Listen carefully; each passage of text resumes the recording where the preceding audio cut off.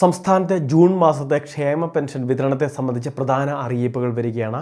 62 ലക്ഷത്തോളം വരുന്ന ആളുകൾക്കും സഹായം ലഭിക്കുന്നതായിരിക്കും. ഈ പ്രാവശ്യം വിതരണം അല്പം കൂടി നേരത്തെ ആക്കുന്നതിന് വേണ്ടിയുള്ള പ്രധാന തീരുമാനമാണ് സർക്കാർ സ്വീകരിച്ചിട്ടുള്ളത്. അതായത് ജൂൺ മാസം 19-ാം തീയതി നിലമ്പൂർ ഉപതെരഞ്ഞെടുപ്പിൻ്റെ പശ്ചാത്തലത്തിൽ അതിനു മുൻപ് തന്നെ ആനുകൂല്യം അത് ഇലക്ഷൻ കമ്മീഷൻ അനുവദിച്ചെങ്കിൽ അത് മുൻകൂറായിട്ട് വിതരണം ചെയ്യുന്നതിന് വേണ്ടിയുള്ള പ്രധാന തീരുമാനമാണ് സർക്കാർ സ്വീകരിക്കുന്നത്. അതായത് ഏറ്റവും കൂടുതൽ സംസ്ഥാനത്ത് ഇപ്പോൾ ഒരു തരംഗം സൃഷ്ടിച്ചുകൊണ്ടിരിക്കുന്നത് ക്ഷേമ പെൻഷനും ഇതിനെ സംബന്ധിച്ചുള്ള പ്രധാന കാര്യങ്ങൾ തന്നെയാണ്. പ്രതിപക്ഷവും അതോടൊപ്പം തന്നെ ഭരണപക്ഷവും എല്ലാം ഈ ക്ഷേമ പെൻഷനെ മുൻനിർത്തി തന്നെയാണ് വോട്ട് പിടിക്കൽ ഉൾപ്പെടെയുള്ള കാര്യങ്ങൾ സ്വീകരിക്കുന്നത്. അതുകൊണ്ട് തന്നെ ഈ പ്രാവശ്യത്തെ പെൻഷൻ വളരെ വേഗത്തിൽ വിതരണം ചെയ്യുന്നതിന് വേണ്ടി കൂടി സർക്കാർ തീരുമാനമെടുത്തിട്ടുണ്ട്. പെൻഷൻ ആനുകൂല്യങ്ങൾ ലഭിക്കുന്ന എല്ലാവരും തന്നെ മറ്റൊരു പ്രധാനപ്പെട്ട കാര്യം ശ്രദ്ധിക്കേണ്ടത് ഈ മാസം 25-ാം തീയതിയോടുള്ള ബയോമെട്രിക് മാസ്റ്ററിംഗ് ആണ്. അക്ഷയ കേന്ദ്രങ്ങൾ വഴിയാണ് മാസ്റ്ററിംഗ് ആരംഭിക്കുന്നത്. അക്ഷയ കേന്ദ്രങ്ങൾ വഴി മാത്രമായിരിക്കും മാസ്റ്ററിംഗ് നടത്തപ്പെടുക. അതുകൊണ്ട് തന്നെ ഗുണഭോക്താക്കൾ അക്ഷയ കേന്ദ്രങ്ങളിൽ നേരിട്ടെത്തി ഈ മാസ്റ്ററിംഗ് പൂർത്തിയാക്കണം.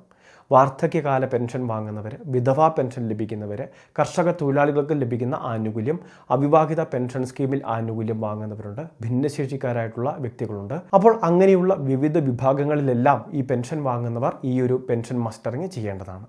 ഇത് മാത്രമല്ല, ക്ഷേമനിധി ബോർഡുകൾ നൽകുന്ന പെൻഷൻ തുകയുണ്ട്. ആ ഒരു തുക കൈപ്പറ്റുന്നവരും മസ്റ്ററിങ്ങിന് വേണ്ടി എത്തിച്ചേരേണ്ടതാണ്. ഇവരും അക്ഷയ കേന്ദ്രങ്ങളിൽ എത്തിച്ചേർന്ന് വേണം ഇത് പൂർത്തിയാക്കുന്നതിന്.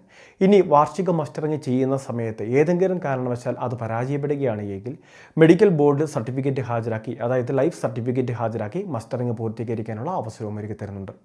അപ്പോൾ നമ്മൾ ഹോസ്പിറ്റലുമൊക്കെ ആയിട്ട് സർക്കാർ അംഗീകരിച്ചിട്ടുള്ള സർക്കാർ ആശുപത്രിയുമായിട്ട് ബന്ധപ്പെട്ട ഇത്തരത്തിൽ ലൈഫ് സർട്ടിഫിക്കറ്റുകൾ, അതായത് പെൻഷൻ ഗുണഭോക്താവ് ജീവിച്ചിരിപ്പുണ്ട് എന്നുള്ള ഒരു സാക്ഷ്യപത്രമാണ് ഈ മസ്റ്ററിങ്ങിലൂടെ ഉദ്ദേശിക്കുന്നത്.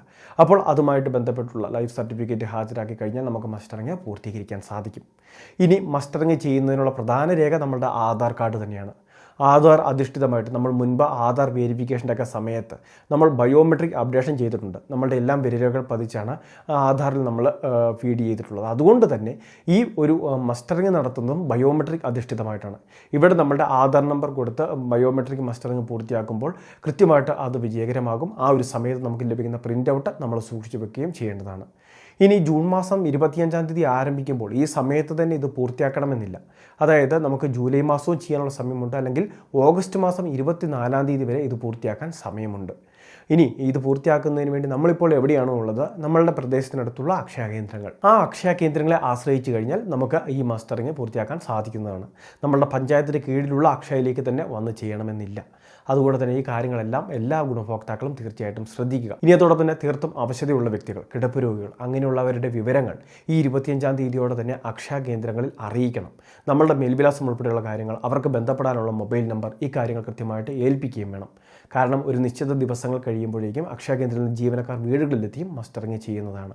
അപ്പോൾ ആ ഒരു സമയത്ത് കൃത്യമായിട്ട് നമ്മൾ വീട്ടിൽ ബാക്കിയുള്ളവരും ഉണ്ടായിരിക്കുന്നതിന് വേണ്ടിയും, അപ്പോൾ ഈ കാര്യങ്ങൾ തീർച്ചയായിട്ടും ആ ഉദ്യോഗസ്ഥർക്ക് ബന്ധപ്പെടുന്നതിന് വേണ്ടിയൊക്കെ ഒരു മൊബൈൽ നമ്പർ, ആക്റ്റീവായിട്ടുള്ള മൊബൈൽ നമ്പർ കൂടി പെൻഷൻ ഗുണഭോക്താവിൻ്റെ വീട്ടിൽ നിന്ന് കൊടുക്കുന്നതിന് വേണ്ടി ശ്രദ്ധിക്കുക. വളരെ പ്രധാനപ്പെട്ട ഒരു ഇൻഫർമേഷൻ ഷെയർ ചെയ്ത് പെൻഷൻ വാങ്ങുന്നവരാണെങ്കിൽ അറിയിപ്പുകൾ തീർച്ചയായിട്ടും ശ്രദ്ധിക്കുക. അങ്ങനെയുള്ളവരിലേക്ക് ഷെയർ ചെയ്ത് എത്തിക്കുക.